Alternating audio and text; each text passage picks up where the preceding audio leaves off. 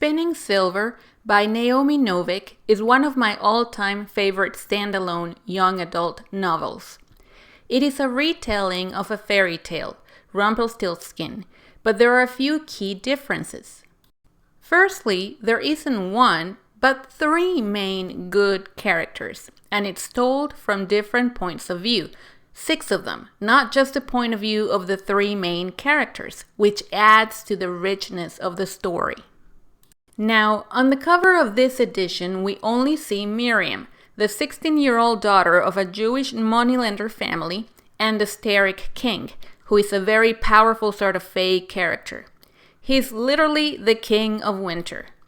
But I wish there was a cover that depicted the 3 main characters instead, because it would more accurately convey that there are 3 main plot lines that kind of merge at the end. So first, there's Miriam, as I said, the 16-year-old daughter of a Jewish moneylender family. So there's a stigma around her and her parents. Her neighbors are all too willing to borrow money from her father, but they are not eager to pay back their debts. Unfortunately, on top of the prejudice against Jews, her father is also quite incapable of enforcing contracts and demanding what is owed. He just does not have it in him to be a successful moneylender like Miriam's grandfather, her mother's father, the original moneylender in the family. So Miriam is forced to take matters in her own hands, and she discovers that she is much better at being a moneylender than her father. Unfortunately, she is so good at turning silver into gold, metaphorically speaking, that she unthinkingly brags about it out in the open. Much like in the Rumpelstiltskin story, where the miller brags about his daughter being able to turn straw into gold. But Miriam does so near the Starrick Road. And who would happen to hear her but the Starrick King, a very powerful being who happens to need a bunch of silver turned into gold. He doesn't know that she only meant it metaphorically, and she is in a world of trouble because he practically ends up kidnapping her, like the king kidnaps the miller's daughter in the Rumpelstiltskin story. Now, the second main character is Wanda, a girl of about the same age as Miriam, and from the same town. Of all 3 main characters, she's the worst one off, because she has no one left in her corner. Her dad is an alcoholic that used to abuse her mother, until she finally passed after having too many babies. Wanda, her father, and her 2 siblings live in abject poverty.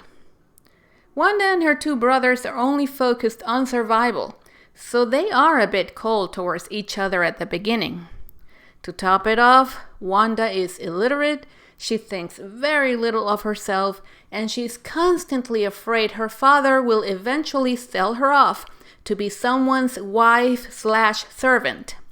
Now, fortunately, she crosses paths with Miriam, and like in many cases of abuse in real life, an independent source of income starts to make a difference. The third main character is Irina, a girl that could be seen as privileged and a bit standoffish, but who is also just trying to survive her circumstances. She is the daughter of the Duke of the city of Viznia, and he is looking to marry her off to the Tsar, which is actually not as fortunate or safe as it sounds. Irina's nanny is the only one in her corner since her mother passed away.